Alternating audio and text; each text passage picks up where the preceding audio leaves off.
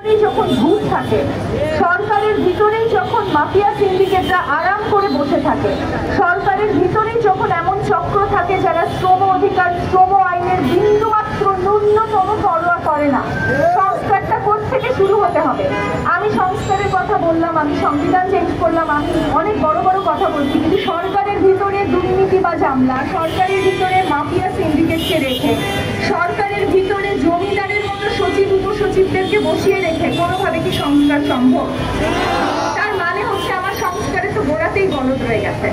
আমি যদি চাই যে আমি সংস্কার করবো, পরিবর্তন আনবো, আমার দেশের মানুষ ভালো থাকবে, শ্রমিক কর্মচারীরা ন্যূনতম একটা মানবিক জীবনযাপন করবে, আমার প্রথমে কোথায় হাত দিতে হবে?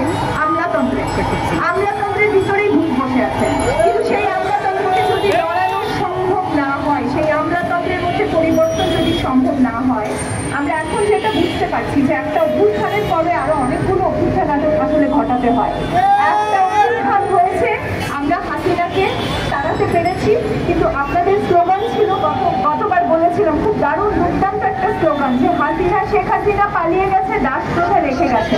এই ভাইয়ের ইয়ের মধ্যেও দেখতে পাচ্ছি যে আর নয় দাস প্রথা। তো এই যে দাস প্রথার কথাটা আপনারাই প্রথম কিন্তু সামনে আনলেন, যে একটা শুধু সরকার প্রধান চলে গেলেই হয় না, এরপর মেরামত করার আরো অনেক জায়গা থাকে। আর একটা যে মেরামত দরকার, সেটা আপনাদের দুঃখ দুর্দশা, অমানবিক জীবনযাপন দেখে আমরা বুঝলাম যে সংস্কারের কোন জায়গাটাতে আসলে হাত দিতে হবে। প্রথম হচ্ছে আমাদের আমলাতন্ত্রকে বাধ্য করতে হবে। আমলাতন্ত্রের ভিতরে যে সচিব উপসচিব যারা বসে বসে নিয়ম কানুন রচনা করেন, যারা বসে বসে ঠিক করেন কোন ঠিকাদারি প্রতিষ্ঠান চুক্তি করবে, কোন ঠিকাদারি প্রতিষ্ঠানকে ডিল করবে, সেই মানুষগুলোকে চিহ্নিত করতে হবে।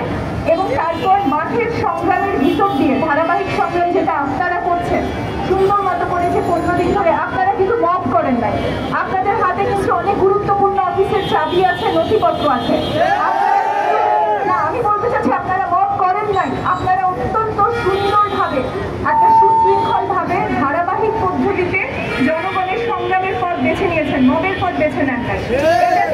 এটা থেকে বোঝা যায় যে আপনাদের আন্দোলনের যে যৌক্তিকতা, নৈতিক অবস্থা, যৌক্তিক অবস্থা, সেটা পরিষ্কার।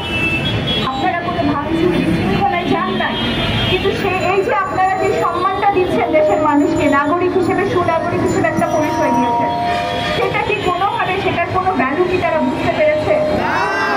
আপনারা যে একটা ধারাবাহিকভাবে আপনারা নেগোসিয়েশন করতে চাচ্ছেন, আপনারা বৈঠকের পর বৈঠক করছেন, আপনারা এখানে আসছেন, প্রেস ক্লাবে আসছেন, শাহবাগে যাচ্ছেন, যতভাবে পারা যায় আপনারা চেষ্টা করছেন, কিন্তু আপনাদের এই ধারাবাহিক নৈতিক যৌক্তিক সংগ্রামে কি আমলাতন্ত্রের কোনো ধরনের কোনো নড়াচড়া আপনারা টের পেয়েছেন?